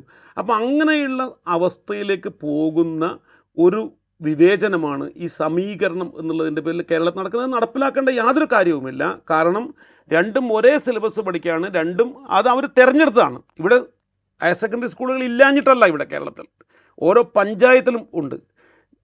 ഞങ്ങൾ ഡിമാൻഡ് ചെയ്ത്, ഞങ്ങൾ എന്ന് പറഞ്ഞാൽ ഈ സമരം മുന്നോട്ട് വെച്ചിട്ടുള്ള ചില സംഘടനകൾ, ഐക്യ മലയാള പ്രസ്ഥാനം, മലയാള ഐക്യവേദി പോലുള്ള സംഘങ്ങൾ മാത്രമാണ് ഇപ്പോൾ സമരത്തിലുള്ളത്. ഞങ്ങൾ എൻട്രൻസ് കമ്മീഷണറേറ്റിന് മുമ്പിൽ സമരം ചെയ്തു, കോഴിക്കോട് സമരം ചെയ്തു, ഇന്നലെ എറണാകുളത്ത് ഞങ്ങൾ സമരം ചെയ്തു. ഐക്യ മലയാള പ്രസ്ഥാനത്തിൻ്റെ നേതൃത്വത്തിൽ സംയുക്ത സമര ശാസ്ത്ര സാഹിത്യ പരിഷത്ത് സഹകരിക്കുന്നുണ്ട്. ഇതിനോട് താല്പര്യമുള്ള കേരളത്തിലത്തെ മുഴുവൻ അധ്യാപക സംഘടനകൾ, ഒരുപാട് മറ്റ് സമാന്തര സംഘടനകൾ എല്ലാം ഇതിനകത്ത് പല ഘട്ടങ്ങളിൽ കണ്ണുചേർന്നു. പക്ഷേ ഒരു വലിയ സമരമായിട്ട് അതിനെ ഉയർത്തിക്കൊണ്ടുവരാനുള്ള ചില പ്രശ്നങ്ങൾ കൊണ്ടാണ് അവർ പങ്കെടുക്കാത്തതെന്നാണ് ഞാൻ വിചാരിക്കുന്നത്. ഈ കാര്യം പരിഹരിക്കാതെ കേരളത്തിൽ മുന്നോട്ട് പോകാൻ വേണ്ടിയിട്ട് കഴിയില്ല. ഈ സമരം നമ്മൾ നടത്തുമ്പോൾ തീർച്ചയായിട്ടും ഇത് ഇന്നല്ലെങ്കിൽ നാളെ പരിഹരിക്കും തന്നെയാണ് വിചാരിക്കുന്നത്. ഈ നീറ്റിൻ്റെ തന്നെ ഒരു റാഷണൽ ചോദ്യം ചെയ്യപ്പെടുന്ന ഒരു ഘട്ടമാണ്. കാരണം വെച്ച് കഴിഞ്ഞാൽ ഇത് ഇപ്പോൾ രാജസ്ഥാനിലെ കോട്ടയിലൊക്കെ പോയി വലിയ എൻട്രൻസ് കോച്ചിങ് സെൻറ്ററിൽ 1 വർഷമോ 2 വർഷമോ ഒന്ന് താമസിച്ച് പഠിക്കാൻ പാകത്തിൽ സാമ്പത്തിക ശേഷിയുള്ളവർക്ക് നീറ്റിൽ ഉയർന്ന റാങ്ക് കിട്ടുന്ന ഒരു അവസ്ഥ നിലനിൽക്കുന്നുണ്ട്. ഞാൻ ഒരു കാര്യം മനസ്സിലാക്കി, കേരളത്തിലത്തെ മെഡിക്കൽ കോളേജുകളിൽ പഠിക്കുന്ന കുട്ടികളെ നമ്മൾ എടുത്തു നോക്കിയാൽ ഈ പറഞ്ഞ എൻട്രൻസ് കോച്ചിങ് കിട്ടാതെ വന്ന് എത്ര പേരുണ്ടെന്ന് ഒന്ന് പഠിക്കേണ്ടതാണ്. 1. 2. കേരളത്തിന് പുറത്തു പഠിച്ചിട്ടുള്ള വലിയ എൻട്രൻസ് സ്ഥാപനങ്ങളിൽ പഠിച്ച എത്ര പേരുണ്ടെന്ന് നമ്മളൊന്ന്, മലയാളികൾ തന്നെയാണ് എങ്കിലും എത്ര പേരുണ്ടെന്ന് നമ്മൾ തീർച്ചയായിട്ടും ഒരു സർവേ നടത്തി കണ്ടുപിടിക്കേണ്ടതാണ്. അപ്പോഴാണ് ഈ എൻട്രൻസിൻ്റെ ഭീകരത എത്രമാത്രം ഉണ്ടെന്ന് നമുക്ക് മനസ്സിലാവുക. അത്രമാത്രം ഈ പറയുന്ന ഉയർന്ന കോളേജുകൾ എല്ലാം ഈ എൻട്രൻസിലേക്ക് പോകുന്നു. ഇതിൻ്റെ ഏറ്റവും വലിയൊരു അപകടം ഞാൻ പറയട്ടെ, യഥാർത്ഥത്തിൽ നമ്മൾ സ്കൂളുകളും എന്താവാൻ തുടങ്ങി, ഈ തരത്തിലുള്ള എൻട്രൻസ് കോച്ചിങ് സെൻറ്ററുകളാവാൻ തുടങ്ങി. എൻട്രൻസ് കോച്ചിങ് സെൻറ്ററോ അല്ലെങ്കിൽ കേവലം പരീക്ഷാ റിസൾട്ട് ഉൽപ്പാദിപ്പിക്കുന്ന ഫാക്ടറികൾ, സർക്കാർ സ്കൂളടക്കം സർക്കാർ സ്കൂളുകളും ഭൂരിഭാഗം എയ്ഡഡ് സ്കൂളുകളും ഒക്കെ ഈ പാതയിലാണ്. അവർ വേണമെങ്കിൽ എൻട്രൻസ് കോച്ചിങ് നടത്തും, അല്ലെങ്കിൽ അതുപോലെ പല പരിപാടികൾ നടത്തും. കാരണം എല്ലാവർക്കും വേണ്ടുന്നത് എന്താണ്? ഗ്രേഡ്, റാങ്ക്, എത്ര A+ ഉണ്ട്, ഈ ജില്ലയിൽ എത്ര A+ ഉണ്ടെന്ന് ജില്ലാ പഞ്ചായത്തിൻ്റെ ഭയങ്കര അഭിമാന പ്രശ്നമാണ്, അല്ലേ? സർക്കാരിൻ്റെ അഭിമാന പ്രശ്നമാണ്, സ്കൂളിൻ്റെ അഭിമാന പ്രശ്നമാണ്, രക്ഷിതാക്കളുടെ അഭിമാനം. എല്ലാവർക്കും ഈ പറയുന്ന മാർക്ക്, ഗ്രേഡ് എന്ന് പറയും ഇതിലേക്ക് മാത്രം പോകുന്ന ഒരു അവസ്ഥ ഇവിടെ ഉണ്ടാക്കിയത് തീർച്ചയായിട്ടും ഈ എൻട്രൻസ് കോച്ചിങ്ങും അതിലൂടെ പോകുന്ന ആളുകൾക്ക് എല്ലാ പ്രധാനപ്പെട്ട സ്ഥാനങ്ങളും ലഭിക്കുന്നതുമായ ഒരു അവസ്ഥയാണ്.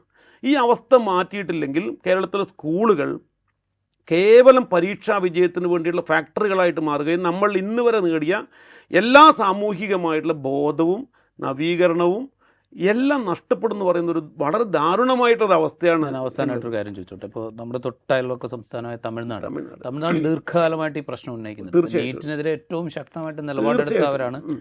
നീറ്റ് ഞങ്ങളോട് നടപ്പാക്കില്ല എന്ന് നിയമസഭ കൂടി പ്രമേയം പാസ്സാക്കി, ലെജിസ്ലേഷൻ പാസ്സാക്കിയിട്ട് അത് അതെ അതെ. രാഷ്ട്രപതിക്ക് അയച്ചു കൊടുത്തിരിക്കുകയാണ് അവിടുത്തെ എത്രയോ ഗവൺമെന്റ്. തമിഴ്നാട്ടിലത്തെ സാധാരണ സ്കൂളിൽ പഠിക്കുന്ന കുഞ്ഞുങ്ങൾ ആത്മഹത്യ ചെയ്തു. അതെ. അപ്പോൾ ഏറ്റവും നന്നായി പഠിക്കുന്ന കുട്ടികൾ. ഈ പ്രശ്നം വളരെ ഗംഭീരമായിട്ട് അവരവിടെ കൈകാര്യം ചെയ്യുന്നുണ്ട്. കാരണം ഇപ്പോൾ എഞ്ചിനീയറിംഗ് കോളേജിൽ അവിടെ +2 മാർക്ക് അടിസ്ഥാനപ്പെടുത്തിയാണ് അവിടെ ഇപ്പോഴും അഡ്മിഷൻ കൊടുക്കുന്നത്. അപ്പോൾ പൊതുവിദ്യാഭ്യാസത്തെ ഏത് വിധത്തിലാണ് അവർ പ്രൊമോട്ട് ചെയ്യുന്നതെന്ന് നമ്മൾ കാണുന്നുണ്ട്. അപ്പോൾ നമ്മൾ പല കാര്യങ്ങളും കണ്ട് പഠിക്കുന്നുണ്ട്. അതെ അതെ. അപ്പോൾ പക്ഷേ ഇതെന്തുകൊണ്ടാണ് നമുക്ക് പഠിക്കാൻ പറ്റാത്തത്? നമ്മളിപ്പോഴും ഈ പൊതുവിദ്യാഭ്യാസം എന്ന് പറഞ്ഞാൽ എന്തോ ഒരു മോശം കാര്യമാണ് എന്നുള്ളൊരു തോന്നൽ നമുക്കിപ്പോൾ അതെ. ഇപ്പോഴും ഉണ്ട്. ഞാൻ പറയുന്നത് ഇത് ഗവൺമെൻറ് 2-3 കാര്യങ്ങൾ ചെയ്യണം. നമ്മൾ ഡിമാൻഡ് ചെയ്യുന്ന ഒരു വളരെ പ്രധാനപ്പെട്ട കാര്യം, പൊതുവിദ്യാലയത്തിൽ പഠിച്ച കുട്ടികൾക്ക് ബോണസ് പോയിന്റുകൾ നൽകും. തമിഴ്നാട്ടിൽ തമിഴിൽ പഠിച്ച കുട്ടികൾക്ക്, തമിഴ് മാധ്യമത്തിൽ പഠിച്ച കുട്ടികൾക്ക് പലതരത്തിലുള്ള വെയിറ്റേജുകൾ നൽകുന്നു, അവർക്ക് പലതരത്തിലുള്ള ആനുകൂല്യങ്ങൾ നൽകുന്നു. അതൊക്കെ നിർത്തിക്കൊണ്ടാണ് അവർ തമിഴിൻ്റെ അവരുടെ സ്വത്വം അല്ലെങ്കിൽ അവർ തമിഴ് എന്ന് പറയുന്ന അഭിമാനം ഉയർത്തിപ്പിടിക്കുന്നത്. പൊതുവിദ്യാലയത്തിൽ പഠിച്ച കുട്ടികൾക്ക് കീമിൽ ബോണസ് പോയിന്റുകൾ അനുവദിക്കുക എന്ന് പറഞ്ഞ ഡിമാൻഡ് ഞങ്ങൾ മുന്നോട്ട് വെക്കുന്നു. അതിൽ ഒട്ടും ശരികേടില്ല എന്ന് വിചാരിക്കുന്ന ഒരാളാണ് ഞാൻ. എന്തുകൊണ്ടെന്നാൽ ഇവിടെ ഹയർ സെക്കൻഡറി പ്രവേശനം നടക്കുന്നത് SSLC വരെ പഠിച്ച കുട്ടികൾക്ക് 3 പോയിൻ്റ് ബോണസ് പോയിന്റുകൾ നൽകിക്കൊണ്ടാണ്. CBSE നിരവധി കുട്ടികൾ ഹയർ സെക്കൻഡറിയിലേക്ക് ഒരു കാലത്തിൽ വന്നിരുന്നു. നമുക്കറിയാം, ഒരു വർഷം 37,000 കുട്ടികൾ CBSEയിൽ നിന്ന് കേരള ഹയർ സെക്കൻഡറിയിലേക്ക് വന്നിരുന്നു. എന്നാൽ ഇന്ന് ആ ഒഴുക്കില്ല. അപ്പോൾ അങ്ങനെ വരുമ്പോൾ അവർക്ക് വരാൻ കുറച്ച് പ്രയാസമുണ്ട്. എന്താ കാരണം? ഇവിടെ സെയിം സ്കൂളിൽ പഠിച്ച കുട്ടികൾക്ക് സാധാരണ കിട്ടിയ A+ ഒക്കെ കിട്ടിയിട്ടുണ്ടാവും. അതിൽ കൂടുതലായിട്ട് 2 ബോണസ് പോയിന്റുകൾ കിട്ടും. +2 സെയിം സ്കൂളിൽ അപേക്ഷിക്കുമ്പോൾ, സെയിം പഞ്ചായത്തിൽ അപേക്ഷിക്കുമ്പോൾ 1 ബോണസ് പോയിന്റ് കിട്ടും. സെയിം സിലബസ് ആണെങ്കിൽ നിങ്ങൾ SSLC പഠിച്ചു എന്ന് അവിടെ ടിക്ക് ചെയ്യുന്ന സമയത്ത് നിങ്ങൾക്ക് 3 ബോണസ് പോയിന്റുകൾ നിങ്ങളുടെ ഇൻഡെക്സ് മാർക്ക് കണക്കൂട്ടുമ്പോൾ ബോണസ് പോയിന്റുകളാണ്. എന്ന് പറഞ്ഞാൽ ഒരു Aയിൽ നിന്ന് ഒരു A1ലേക്ക് പോയി കഴിഞ്ഞാൽ, അതായത് A+ 9 പോയിൻ്റ് ആണെങ്കിൽ Aക്ക് 8 പോയിൻ്റാണ്. ഒരു വ്യത്യാസമാണ്. അപ്പോൾ 3 പോയിൻ്റാണ് നിങ്ങൾക്ക് കിട്ടുന്നത്. എന്ത്? SSLC ടിക്ക് ചെയ്യുമ്പോൾ. CBSE ടിക്ക് ചെയ്യുമ്പോൾ അവിടെ 0 വരുന്നത്. ഇങ്ങനെ ബോണസ് പോയിന്റുകൾ നൽകിക്കൊണ്ടാണ് നമ്മൾ ഇപ്പോഴും ഹയർ സെക്കൻഡറി ഏകജാലക പ്രവേശനം നടത്തുന്നത്. എന്താണ് അതിൻ്റെ അടിസ്ഥാനം? ഇതൊരു തുടർച്ചയായ പ്രക്രിയയാണെന്നാണ്. ഇതൊരു തുടർ പ്രോസസ്സാണ്. ഇത് കേരളത്തിൻ്റെ പൊതുവിദ്യാലയങ്ങളെ നിലനിർത്തുന്നതിനും സംരക്ഷിക്കുന്നതിനും അവ കൂടുതൽ സമൂഹത്തിൻ്റെ കേന്ദ്രങ്ങളാക്കി കൊണ്ടുവരുന്നതിനും ചെയ്യുന്നതാണ്. അതേ പ്രക്രിയയാണ് ഇവിടെയും ചെയ്യേണ്ടുന്നത്. ഇവിടെ പൊതുവിദ്യാലയത്തിൽ പഠിച്ച് കേരളത്തിലെ പൊതുമണ്ഡലം നിർമ്മിച്ചതുമാണ് ഈ എഞ്ചിനീയറിംഗ് കോളേജുകൾ. അത് പ്രവാസികളായിട്ടുള്ള ആളുകളോ ഒന്നുമല്ല. ഞാൻ അങ്ങനെ കോട്ടയിൽ പോയിട്ട് താമസിച്ച ആളുകളോ മറ്റു സ്ഥലത്ത് താമസിച്ച ആളുകളോ അല്ല. കേരളത്തിൻ്റെ പൊതുപണം കൊണ്ട് നിർമ്മിച്ച കേരളത്തിൻ്റെ എഞ്ചിനീയറിംഗ് കോളേജുകളിലും അതുപോലെ എയ്ഡഡ് കോളേജുകളിലും ഇവർക്ക് പ്രവേശനത്തിന് ബോണസ് പോയിന്റുകൾ അനുവദിക്കുകയാണ് വേണ്ടത്. അതാണ് ഏറ്റവും യഥാർത്ഥത്തിൽ ചെയ്യേണ്ടുന്ന കാര്യം. തമിഴ്നാട് ഈ പറയുന്നത് ചെയ്യുന്നു. തമിഴ്നാടും അവർ ഇപ്പോഴും തമിഴ്നാട് ഫിസിക്സ്, കെമിസ്ട്രി, മാത്സിൻ്റെ മാർക്ക് അവർ സ്കെയിൽ ചെയ്യും. ഏതുണ്ടെങ്കിൽ ഒരു സ്കെയിലിംഗ് വേണ്ടിയിരുന്നു. ചിലപ്പോൾ ചില ആൾ 60-ലായിരിക്കും, ചില ആൾ 120-ലായിരിക്കും ഫൈനൽ പരീക്ഷ, ചില ആൾ 150-ലായിരിക്കും. ഇതിനെ ഒറ്റ ഗ്രേഡിലേക്ക് സ്കെയിൽ ചെയ്യും, 100-ലേക്ക് ഒറ്റ കാൽക്കുലേഷൻ കൊണ്ടൊരു സ്കെയിൽ ചെയ്യും. അല്ലാതെ ഒരു സ്റ്റാൻഡേർഡൈസേഷനും ഇല്ല, ഒരു നോർമലൈസേഷനും ഇല്ല. മനസ്സിലായില്ല? കാരണം ഇതെല്ലാവരും പഠിക്കുന്നത് ഒറ്റ സിലബസാണ് പഠിക്കുന്നത് എന്നുള്ളത് കൊണ്ട്. അതുകൊണ്ട് ഇവിടെയും ആ ഡിമാൻഡ് വ്യക്തിപരമായിട്ട് ഞാൻ മുന്നോട്ട് വെച്ചിട്ടുണ്ട്. എൻട്രൻസുകൾ വേണ്ടെന്ന് വെക്കുക കേരളത്തിൽ. എന്തുകൊണ്ടെന്നാൽ എൻട്രൻസ് നടപ്പിലാക്കിയത് എപ്പോഴാണ്? കേരളത്തിൽ ഗംഭീരമായിട്ട് 10-40 വർഷം മുമ്പ് ഒരു മാർക്ക് തട്ടിപ്പ് കേസ് നടന്നു. 0+0+0+432 എന്ന് പറയുന്ന കേരളത്തിലെ പ്രസിദ്ധമായ ഒരു ഹോസ്പിറ്റലുമായി റിലേറ്റ് ചെയ്ത് വന്നിട്ടുള്ള ഒരു കേസ്. അത് വളരെ പ്രബലമായിട്ടുള്ള ഒരു കേസാണത്. ആ കേസിനെ തുടർന്നാണ് നമ്മൾ എൻട്രൻസ് നടപ്പിലാക്കിയത്. ഇന്ന് ആ സാഹചര്യം മാറി. ഇന്ന് അങ്ങനെ ഒരു എൻട്രൻസ് വേണ്ടതില്ല. കാരണം പൊതുവിദ്യാലയങ്ങളിലെ ഈ പറയുന്ന ഇത് കുറേ കൂടി ശക്തിപ്പെടുത്തുക, ഇതിനകത്ത് പരീക്ഷകൾ നടത്തുന്നതിൽ എന്തെങ്കിലും വീഴ്ചകളുണ്ടെങ്കിൽ പരിഹരിക്കുക, ചോദ്യപേപ്പർ നിർമ്മാണങ്ങൾ കുറേ കൂടി അക്കാഡമിക്കലാക്കുക, പുതിയ പാഠ്യപദ്ധതിക്കനുസരിച്ചാക്കുക, അതിൻ്റെ മൂല്യനിർണ്ണയം ആ നിലയിൽ തന്നെ ഗൗരവത്തോടു കൂടി നിർവഹിക്കപ്പെടുക. ഇത്തരം കാര്യങ്ങളൊക്കെ ഇവിടെ ചെയ്യണം. ഈ മാർക്കിനെ മാത്രം പരിഗണിച്ചുകൊണ്ട് ഇന്ന് വളരെ സുതാര്യമാണ് ഈ കാര്യങ്ങളെല്ലാം. ഈ കാര്യങ്ങൾ ഈ പണ്ടത്തെ പോലെ ആരെങ്കിലും വീട്ടിൽ പോയിട്ട് പ്രീ ഡിഗ്രി പേപ്പർ നോക്കുന്ന പരിപാടിയല്ല. ഇത് സെൻട്രലൈസ്ഡ് വാല്യുവേഷനാണ്. എപ്പോൾ വേണമെങ്കിൽ ഇതൊക്കെ മോണിറ്റർ ചെയ്യാം. ആ നിലക്ക് ഈ സ്കോറുകൾ മാത്രം പരിഗണിച്ചുകൊണ്ട് നമുക്കിന്ന് എൻട്രൻസ് അല്ലെങ്കിൽ ഈ പറയുന്ന പ്രൊഫഷണൽ സ്ഥാപനങ്ങളിലേക്കുള്ള പ്രവേശനം നടത്താവുന്നതേ ഉള്ളൂ. അതുകൊണ്ട് ഇന്ന് കേരളത്തിൽ ഈ ഒരു ഡിമാൻഡ് കൂടി വന്നു കഴിഞ്ഞു. ഈ പറയുന്ന എൻട്രൻസ് അവസാനിപ്പിക്കുക, കുട്ടികളുടെ സ്കോർ അനുസരിച്ച് അങ്ങനെയാണെങ്കിൽ കേരളത്തിൽ എന്ത് സംഭവിക്കുന്ന ഈ പഠനം, അധ്യയനം, സ്കൂള് അതിനൊക്കെ ഇമ്പോർട്ടൻസ്. നമ്മുടെ ഈ വയലൻസ് ഉണ്ടാകുന്നതിൻ്റെ ഏറ്റവും പ്രധാനപ്പെട്ട കാര്യം എന്ന് പറഞ്ഞാൽ, ഇപ്പോൾ സ്കൂളിലെ വയലൻസിനെ കുറിച്ച് ഞാൻ ചർച്ച അങ്ങോട്ട് കൊണ്ടുപോയല്ല. അതിൻ്റെ കാര്യം വളരെ പ്രധാനപ്പെട്ട ഒരു കാര്യം എന്ന് പറഞ്ഞാൽ, സ്കൂളുകളിൽ എന്തിനാണ് കുട്ടികൾ വരുന്നത് ഈ പറയുന്ന അവരുടെ പല വ്യക്തിപരമായ താല്പര്യങ്ങൾക്കാണ്. അവർ പഠിക്കുന്നത് ഈ പറഞ്ഞ എൻട്രൻസ് കോച്ചിങ് സ്ഥാപനത്തിൽ നിന്നോ ഓൺലൈനിൽ നിന്നൊക്കെയാണ് അവർ പഠിക്കുന്നത്. സ്കൂളിലേക്ക് വരുന്നത് വ്യക്തിപരമായ ചില സന്തോഷങ്ങൾക്കും താല്പര്യങ്ങൾക്കും രസങ്ങൾക്കും വേണ്ടിയാണ്. ആ രസങ്ങൾക്ക് വേണ്ടി സാമൂഹ്യമായ ഇടപെടലോ ഒന്നും നടക്കുന്നില്ല. അതൊക്കെ മിക്കവാറും സമയം ഇതിൻ്റെ മുന്നിൽ ഇരിക്കേണ്ടി വരും. അപ്പോൾ സ്കൂളിലാണ് അവരുടെ ഒരു തമാശയുടെയും രസത്തിൻ്റെയും ഒക്കെ. അതുകൊണ്ടാണ് ഈ പറയുന്ന പലതരത്തിലുള്ള അച്ചടക്ക പ്രശ്നങ്ങൾ, അച്ചടക്ക രാഹിത്യങ്ങളും കടുത്ത നടപടികളും ഒക്കെ സ്കൂളിലും വേണ്ടി വരുന്നത്. സ്കൂളുകളെ തിരിച്ചു പിടിക്കുക, സ്കൂളിൽ ലേണിങ്ങിനെ തിരിച്ചു പിടിക്കുക. അങ്ങനെ മാത്രമേ നമുക്ക് ഈ പറയുന്ന പ്രതിസന്ധികളെ മറികടക്കാൻ കഴിയൂ. അതിന് എൻട്രൻസ് തടസ്സമാണെങ്കിൽ എൻട്രൻസ് മാറ്റാനടക്കമുള്ള ഒരു തീരുമാനം സർക്കാർ എടുക്കേണ്ട സമയമാണെന്നാണ് ഞാൻ പറയുക. റൈറ്റ്. എന്തായാലും ഈ ഡിസ്കഷൻ ഒരുപക്ഷെ ഇത്രയും കണക്കുകൾ ഈ ഒരു എൻട്രൻസ് പരീക്ഷയെക്കുറിച്ച് നമ്മൾ ജനറലി കേൾക്കും. പൊതുവിലൊക്കെ പരീക്ഷ കഴിഞ്ഞിട്ടുള്ള പരസ്യങ്ങൾ, ഇപ്പോൾ നേരത്തെ മാഷ് സൂചിപ്പിച്ച പോലെ തന്നെ പരീക്ഷ കഴിഞ്ഞിട്ടുള്ള പരസ്യങ്ങളൊക്കെ കാണുമ്പോൾ CBSE കുട്ടികളാണല്ലോ, സ്ട്രീമിൽ പഠിച്ച കുട്ടികളാണല്ലോ കൂടുതൽ മുന്നിൽ വന്നത് എന്നൊക്കെ നമ്മൾ അഭിപ്രായപ്പെടുകയും ചെയ്യും, അല്ലെങ്കിൽ അത്ഭുതം കൂറുകയും ചെയ്യും. പക്ഷേ അതിൻ്റെ പിന്നിൽ ഇങ്ങനെ ഉള്ള സൂക്ഷ്മമായ ചില കണക്കുകളുണ്ട് എന്ന് ഇപ്പോൾ ഈ സംഭാഷണത്തിൽ സൂചിപ്പിച്ചതുപോലെ തന്നെ എത്ര പേർക്ക് അറിയാം എന്നുള്ളത് പോലും ഒരു ചോദ്യചിഹ്നമാണ്. സർക്കാരിന് ഒരുപക്ഷെ ഇത് കൃത്യമായി മനസ്സിലായിട്ടുണ്ടാകും. പക്ഷേ സർക്കാരിന് ഒരുപക്ഷെ ആ തീരുമാനങ്ങളിലേക്ക് എത്തുന്നതിന് വേണ്ടിയിട്ടുള്ള തടസ്സങ്ങൾ അവിടെ ഉണ്ടാകും. തടസ്സങ്ങൾ എന്ന് പറയുമ്പോൾ അത് നയപരമായ തടസ്സങ്ങൾ മാത്രമായിക്കൊള്ളണമെന്നില്ല. എൻട്രൻസ് കോച്ചിങ് എന്ന് പറഞ്ഞു കഴിഞ്ഞാൽ ഇന്ന് രാജ്യത്തെ ഏറ്റവും ത്രൈവ് ചെയ്യുന്ന ബിസിനസ്സുകളിൽ ഒന്നാണ് എന്നുള്ള വസ്തുത അവിടെയുണ്ട്. അവിടെ കോടിക്കണക്കിന് രൂപയുടെ ഇൻവെസ്റ്റ്മെൻറ്റ് നടക്കുന്ന ഏരിയ കൂടിയാണ്. അപ്പോൾ അതിൻ്റെ സമ്മർദ്ദം പോലും ഒരുപക്ഷെ ഭരണകൂടങ്ങൾ നേരിടുന്നുണ്ടാവും എന്ന വസ്തുത അവിടെയുണ്ട്. പക്ഷേ ഈ വിഷയം കൂടുതൽ ആഴത്തിൽ, കൂടുതൽ സമഗ്രമായി ഡിസ്കസ് ചെയ്യപ്പെടേണ്ടത് തന്നെയാണ് ഇൻസൈറ്റിൻ്റെ എപ്പിസോഡ്. അതുകൊണ്ട് തൽക്കാലം ഇവിടെ നിർത്തുന്നു. കൂടുതൽ ഇക്കാര്യത്തിൽ നമുക്ക് സംസാരം ആവശ്യമായി വരും എന്ന് തന്നെയാണ് പ്രതീക്ഷിക്കുന്നത്. മറ്റൊരു എപ്പിസോഡുമായി വീണ്ടും കാണാം.